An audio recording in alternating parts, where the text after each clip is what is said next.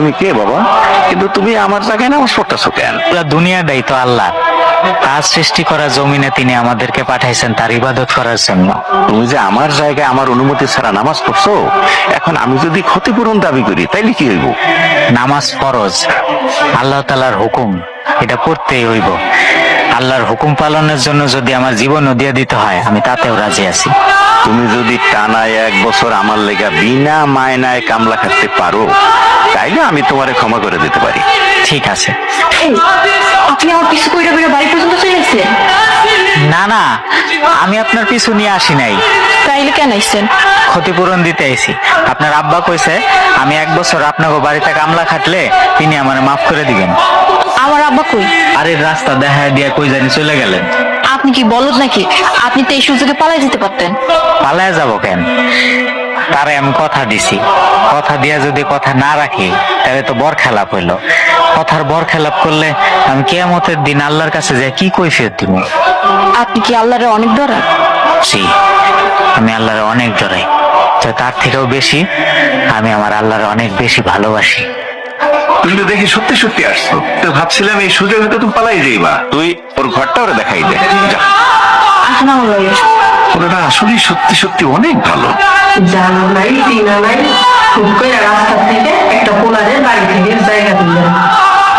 আরে মেয়ের একটা সৎ ছেলে, ওর মতো নামাজি এবং বিশ্বাস ছেলে তুমি এই তল্লাটা খুঁজলে হাজারে একটাও পাইবে না, বুঝলে?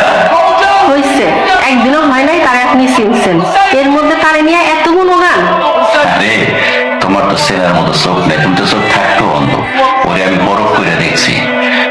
তুমি রাতের খাবার তো খাও না, বলো আমার সাথে বসে রাতের খাবার খাও। হ্যাঁ, কেন আমাদের লগে খাইব? আমরা হইলাম মাহাজন, সে হইল সামান্য কামলা। আরে কামলা কাটনের কথা তো আমি, আরে ওরে তো শুধুমাত্র আমি পরীক্ষা করার লেগে কইছিলাম। এই বাড়িতে থাকতে হইলে কামলা হয়েই থাকতে হইব।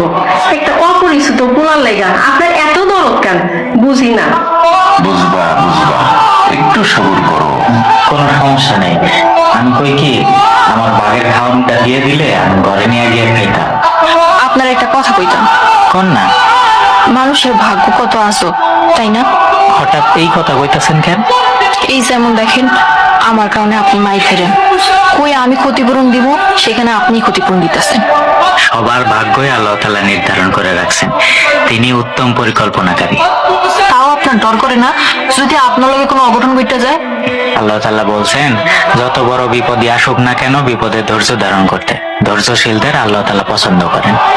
মানুষ মানুষের সামনে দেখে বিশ্বাস করতে পারে না, আর আপনি আল্লাহরে না দেখা এত গভীরভাবে বিশ্বাস করেন।